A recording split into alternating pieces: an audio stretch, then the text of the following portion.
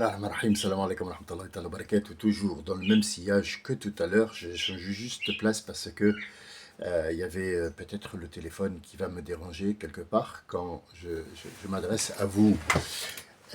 La continuité du mot qiyam. Je veux juste vous donner, je le répète encore une fois parce qu'il y a des gens qui n'ont vraiment pas compris le sens. Je ne suis pas un savant.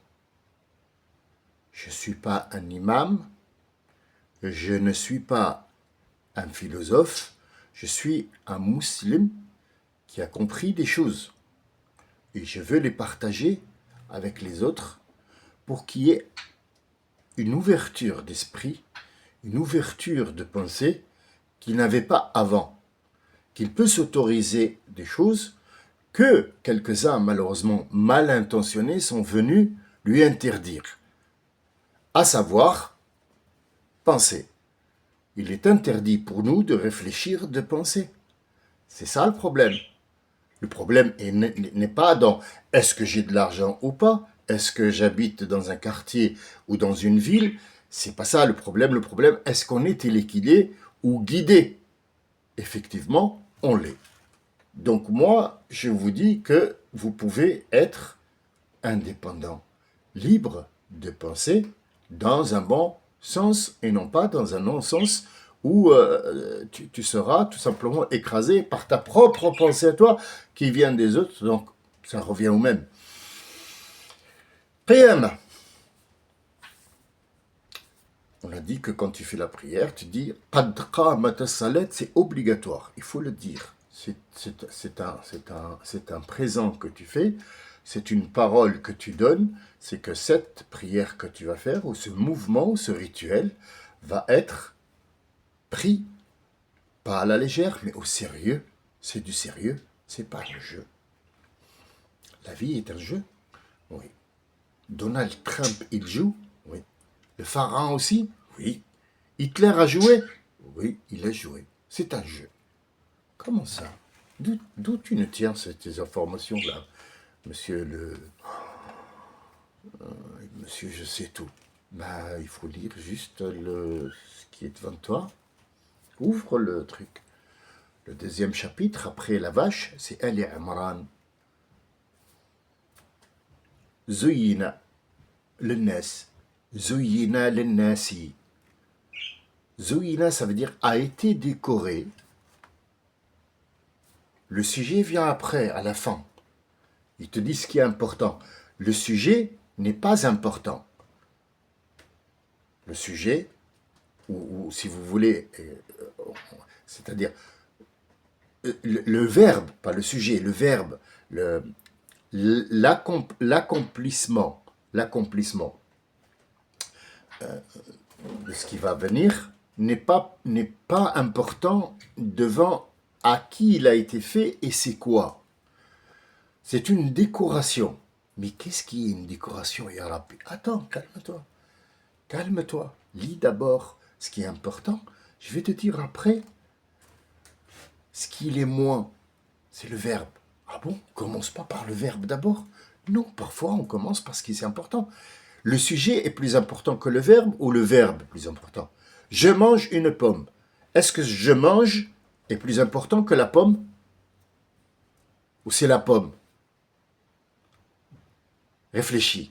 Quand tu vas dans un restaurant, le plus important, pourquoi tu payes? Tu payes pour le fait de manger ou est-ce que tu payes pour le condiment qui t'a été donné, le plat qui t'a été donné, la matière qui a été faite par un chef qui t'a été donné? Qu'est-ce qui est meilleur? Hé, dis donc, calme-toi.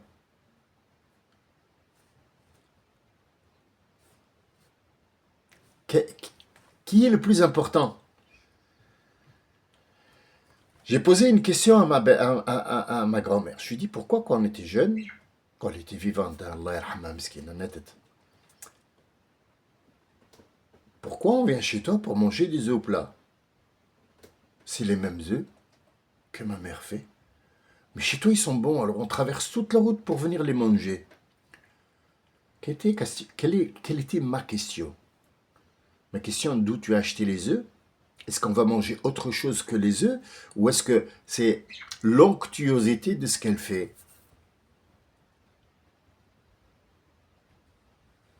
Je te laisse réfléchir. Je te laisse réfléchir. Ici, quel est le sujet de conversation? C'est pourquoi ce que tu fais est bon. Donc les œufs, ça peut être n'importe quoi, on s'en fout. Mais moi, j'ai précisé que c'était des œufs parce que c'est un complément d'objet direct. Tout simplement. Mais les œufs, c'est pas un complément d'objet direct, c'est le sujet. Non. Le sujet, c'est l'onctuosité.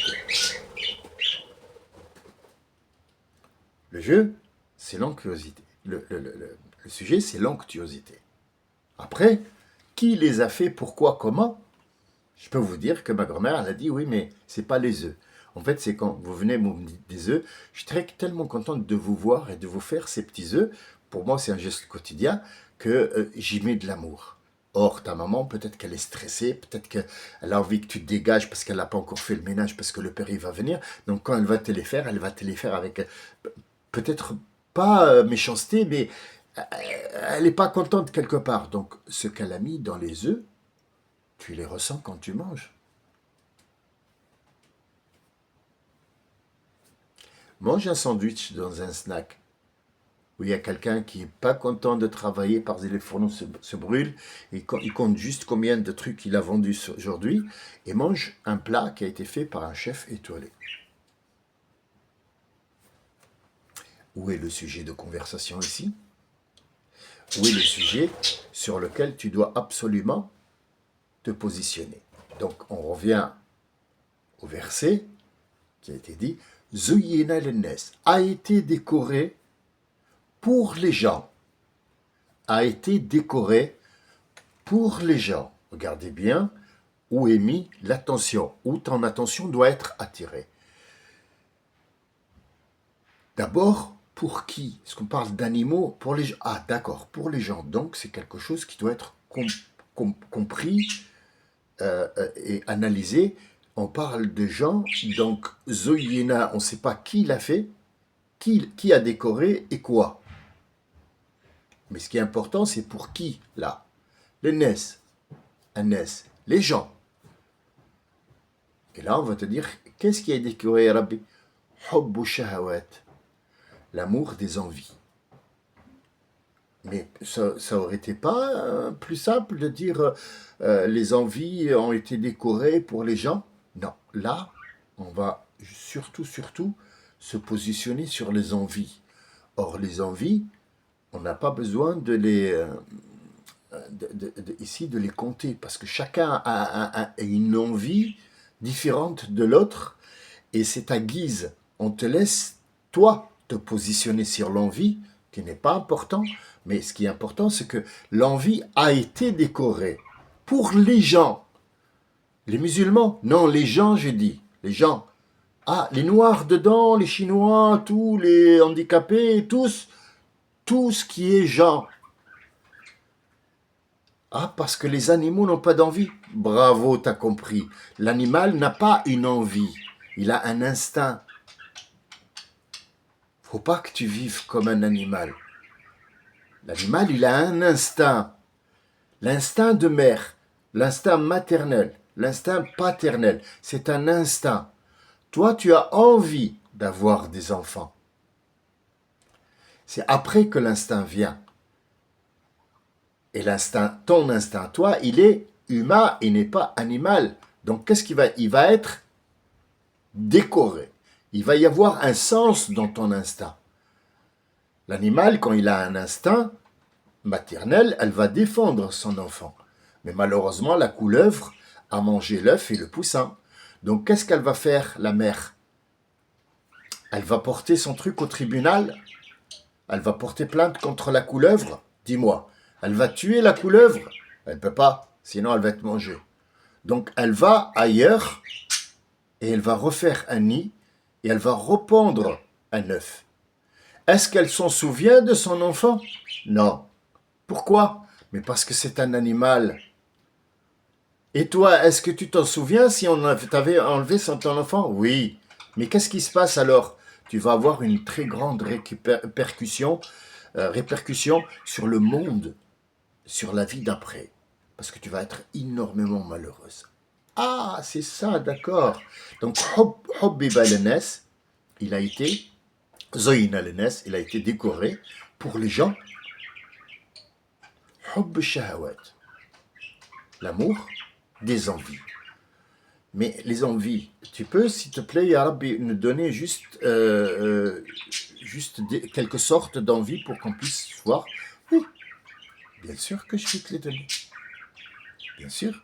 Calme-toi, Loulou. Calme-toi. Parce que tu as compris d'abord le début. Oui. Eh bien, je vais te donner le reste. Hubb shahawati. Minan nisa. Le premier, la première sorte. Minan nisa. An-Nisa, il nous a été rapporté et traduit que c'était les femmes. On a un problème là, quelque part. Oui, mon chéri, c'est un gros problème. Non, non, non, non, je ne vais pas continuer, je vais m'arrêter pour voir le problème, il est où ici? Eh oui, parce que tu me dis, je vais lire et essayer de comprendre, mais or, tu n'as pas compris, tu as pris le premier mot, An-Nisa, ça veut dire les femmes. Nisa? D'accord. Nisa veut dire les femmes? D'accord. Donc, si jamais, par exemple, Dieu s'adresse à son prophète et il va lui parler de ses femmes, qu'est-ce qu'il va lui dire? Si le mot Nisa, c'est les femmes. D'accord?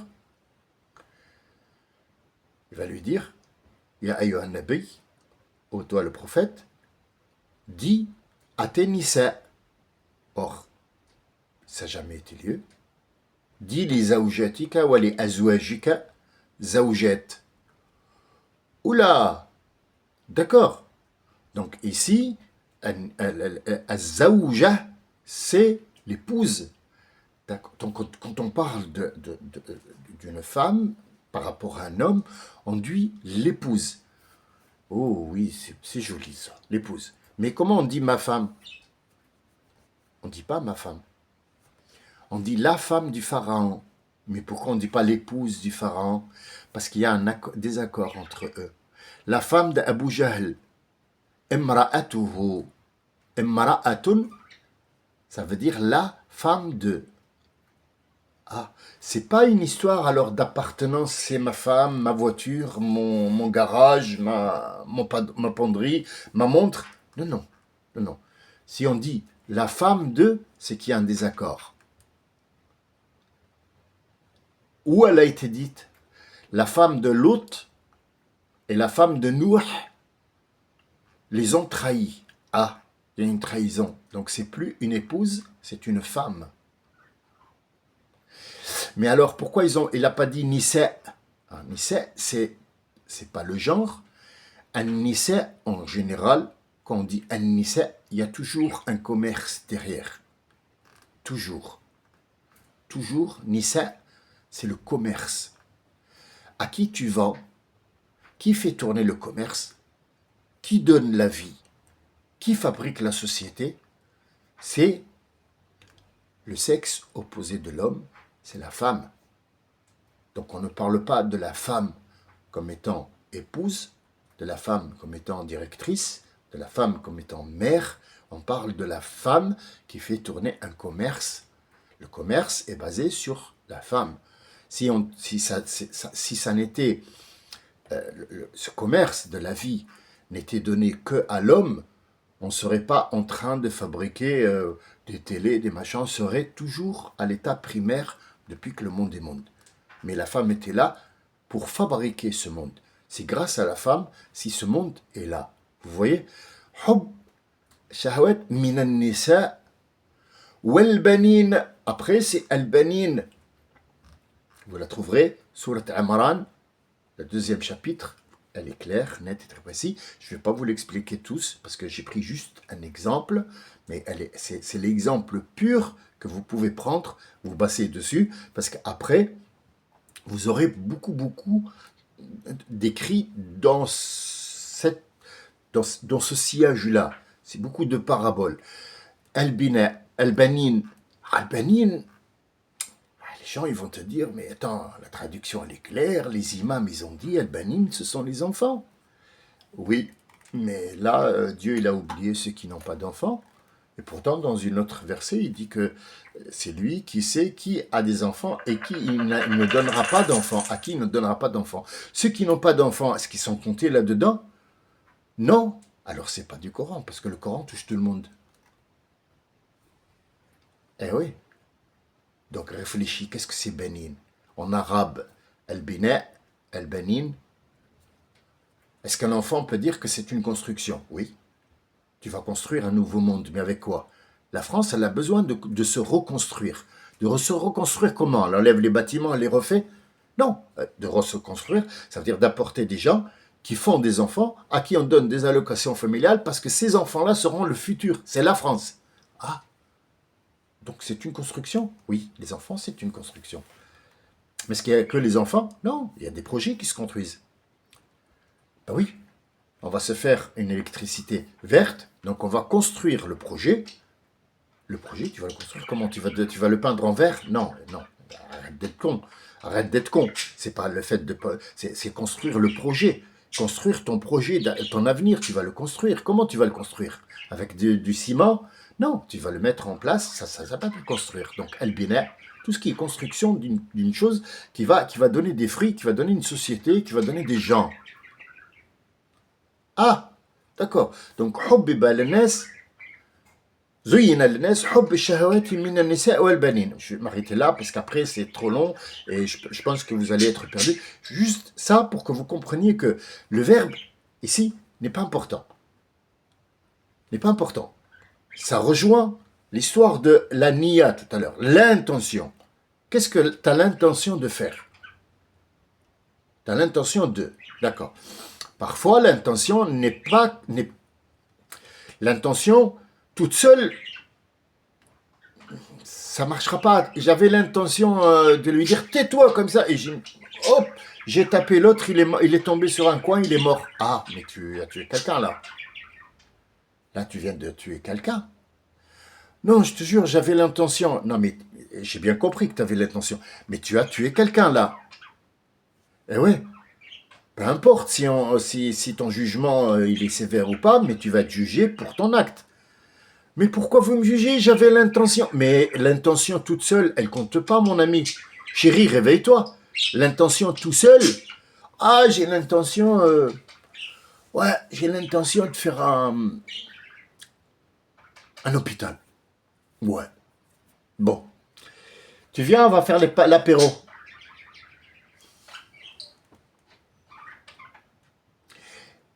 Et le travail seul, sans intention, est-ce qu'il compte?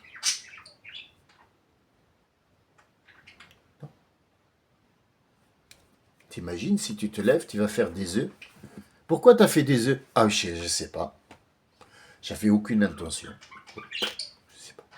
Oui, mais tu t'es levé, tu as apporté des œufs, tu les as mis. Oui, mais je sais pas. Je sais pas pourquoi.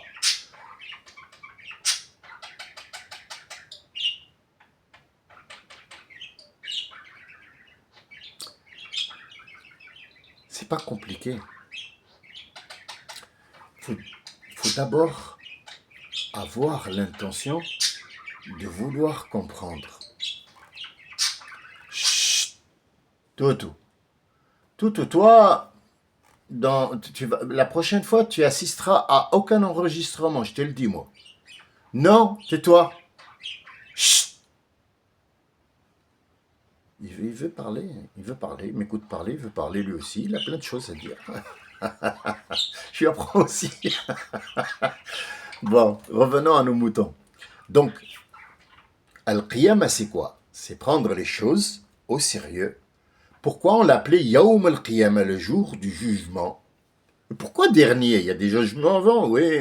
Ah, ça c'est une histoire. Vous allez voir, quand on va revenir là-dessus, vous allez voir, c'est tellement con que ça n'a pas de sens en fait, ça n'a pas de sens du tout, du tout. Le jugement dernier. Ah, parce qu'il y a eu des jugements avant, il y a eu des Yawm al-Qiyam avant. Non, c'est parce que... non, mais on va rentrer dans des trucs, des délires pas possibles. Donc on va rester Yawm al-Qiyam, Dieu l'a appelé Yawm al-Qiyamah, le jour où tout va être sérieux. Stop, on va arrêter de jouer. On va arrêter de jouer.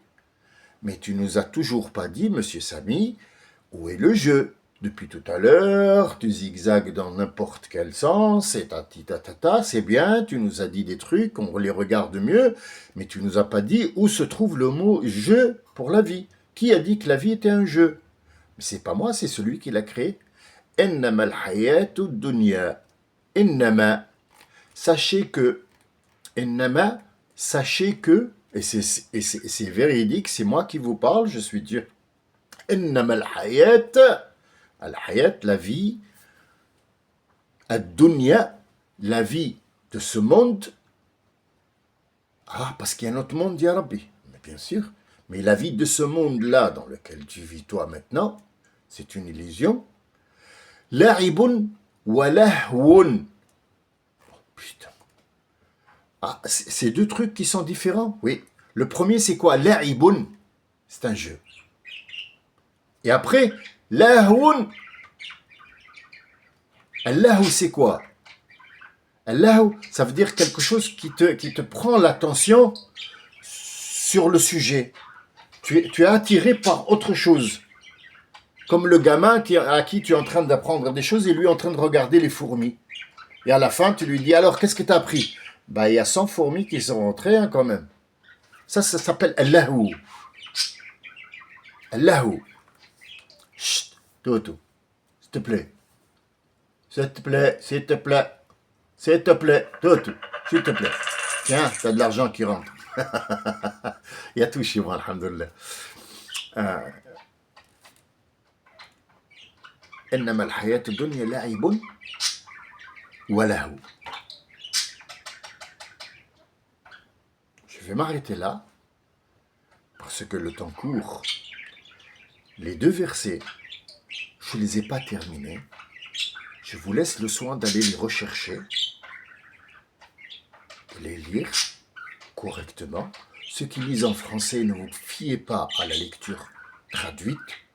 Essayez de trouver quelqu'un qui peut vous apporter le verset en arabe. Peut-être que vous comprendrez mieux. Et si vous voulez qu'on y revienne, faites-moi signe. Je suis là pour vous servir. Et c'est un honneur et un bonheur de vous avoir parlé. C'est un grand plaisir de savoir qu'il y a des gens qui ont mis 20 minutes à m'écouter. Et ça, je vous en suis très reconnaissant. C'est moi qui vous remercie, c'est pas vous. Je vous dis à tout à l'heure, à bientôt, à demain. Je ne le sais pas, mais on verra, Inch'Allah. Salam alaikum, shalom, salam. Au revoir à tout le monde et à bientôt.